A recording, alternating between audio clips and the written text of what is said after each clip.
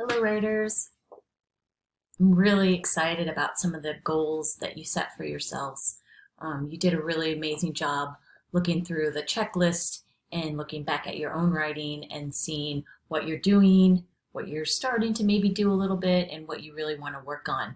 So I look forward to reading your narratives and how you incorporate your goals that you set yesterday. So one of my favorite things to do is to buy books that are used um, because it's almost like you have in it the people that have read it before and their experiences they had. Um, and you maybe have heard me say this before when you've picked up a book that maybe has post-its inside that it's almost like a little present for you because you get to see how somebody else thought. So thinking about that, I'm rereading The Great Gatsby with Julia, and I have an old copy of the book. And in this in this part uh, here, when I was reading it, I noticed that the person who owned this book before sort of highlighted a part of the book, and then they put a star next to it. She is not sophisticated. Hmm. And I thought to myself, well, what made her think that? Like, what did F. Scott Fitzgerald do in that part of the story that made her think that? And you know, when we think, when writers think like readers, right? So this reader who had this book before me was thinking, like, this girl is not sophisticated. But the writer did something to help her get there, right? It wasn't just like she thought it out of nowhere. The writer did something with the story to help this person think that this character, Daisy, is not sophisticated. So today, guys, I want to teach you that we can revise our stories by studying, actually studying texts, studying good writing, stories that we've read, to learn some techniques that the writer's using that we can also use ourselves. So I want to go back to the story 11 for a minute by Sandra Cisneros, which in the Google slide for this lesson is attached as a mentor text that you can use. And I was thinking about how Sandra Cisneros really does some amazing things with her writing to get us, when we're reading it, to feel or think a certain way. So I'm gonna zero in on this one part, and I'm gonna think to myself a couple of things. I'm gonna think to myself, one, what has the writer done? What did the writer do in that part of the text? Okay, let's see if I can get that in the screen. There we go. What has the writer done? And then I want to think about, how did they do it? So they're doing something to make me as a reader feel and think something, but they're doing it in a certain way. So I'm going to, in my text here, I have this part here that I want to think about. What did the writer do and how did they do it? Whose is this, Mrs. Price says, and she holds the red sweater up in the air for the class to see. Whose? It's been sitting in the coat room for a month. Not mine, everyone, says everybody. Not me. It has to belong to somebody, Mrs. Price keeps saying, but nobody can remember. It's an ugly sweater with red plastic buttons and a collar and sleeves all stretched out like you could use it for a jump rope. It's maybe 1,000 years old, and even if it belonged to me, I wouldn't say so.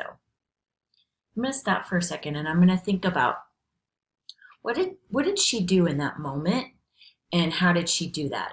So, like, I'm getting a real sense, and you heard my voice change when I read as Mrs. Price, and I wasn't all bubbly and like, oh, whose sweater is this, kids? No, I said, whose is this, right? And why did I say that? Because Sandra Cisneros is writing this dialogue to show who Mrs. Price is.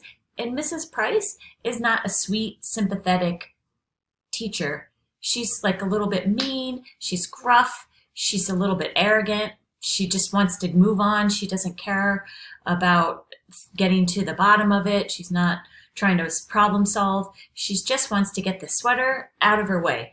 And so I was thinking that writers, they use dialogue in their stories to show who the character is as a person. Like, what kind of people are these people, right? So they're using dialogue to show. So Sandra Cisneros, in that part, she's using this dialogue to show that this teacher is not so sweet. She's not so kind. She just wants this thing out of her way, right? So I want you to think about it. So I was reading a part of the narrative, and I stopped to myself in a part that was very strong, and I thought, what did the writer do, and how did they do it? So I want to give you guys a try to think about this a little bit. I'm going to skip ahead to another part of the story, and I want you to see if you could think about what is the writer doing and how are they doing it, okay? So I'm going to read a part. I'm going to read two little parts here, and I want you to think about it, okay? Maybe because I'm skinny. Maybe because she doesn't like me. That stupid Sylvia Salvador says, I think it belongs to Rachel. An ugly sweater like that, all raggedy and old. But Mrs. Price believes her. Mrs. Price takes the sweater and puts it right on my desk. But when I open my mouth, nothing comes out. A little bit further in the story. Not mine, not mine, not mine. But Mrs. Price is already turning to page 32 and math problem number 4. I don't know why, but all of a sudden, I'm feeling sick inside, like the part of me that's 3 that wants to come out of my eyes, only I squeeze them shut tight and bite down on my teeth real hard and try to remember today I'm 11. 11. Mama is making a cake for me tonight, and when Papa comes home, everybody will sing happy birthday to you. So I want you to think about what are some of the things in that part of the text. What is the writer doing and how did they do it? Think for a minute.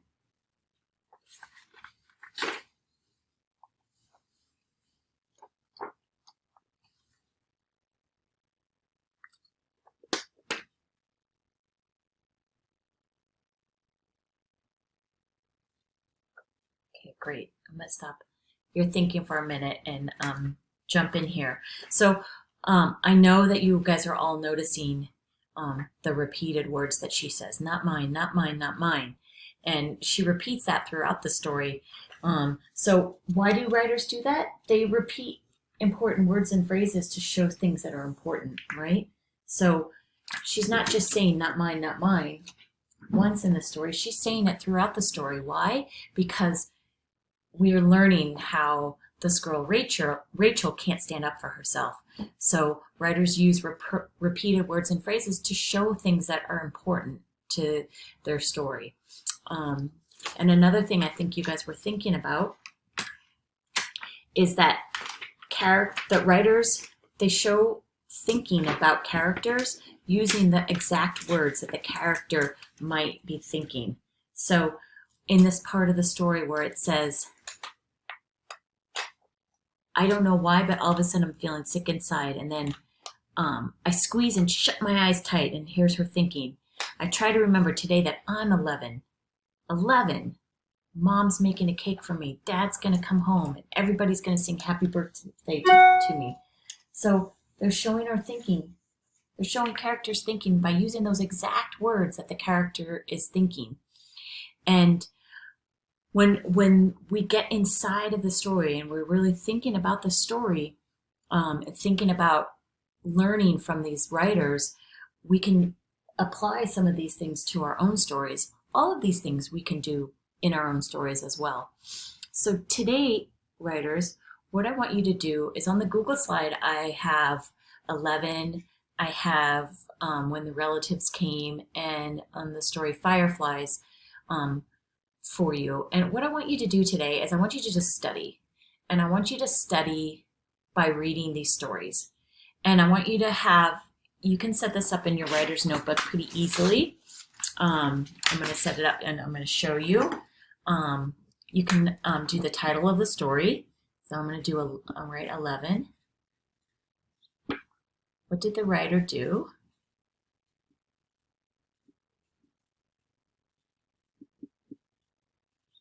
And how did they do it?